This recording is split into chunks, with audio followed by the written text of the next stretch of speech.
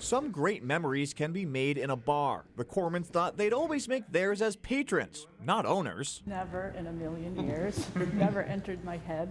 But when Steve was let go as a teacher in Portland, he says his wife Johanna pushed him in a different direction. I always want to have a business in the Old Port.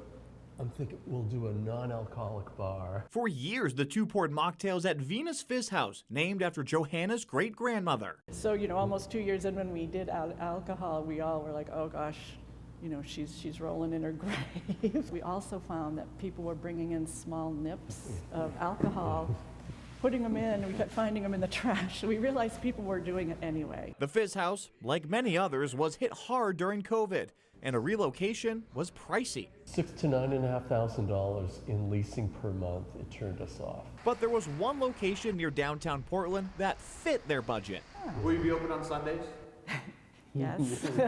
The new Vena's Fizz House will soon reopen on Congress Street, inside an old church. We're going to try to add elements of different religions in here, design-wise, so it's a universal, for everybody. There was one setback, the original deed from 1889. No dancing, no music, sinful, it had to be, followers of Christ. But after a few days of legal work, the Cormans got the good news. That we would be safe if this was turned into a cocktail bar. There will be more than church wine served here now, and the fruit of the spirit at this bar will also be sold in its retail store. I'd always loved old-fashioned ingredients, was kind of intrigued by those. While the remodeling continues and these balconies are built, it's hard for Steve to not think about future ceremonies. So I'm a notary.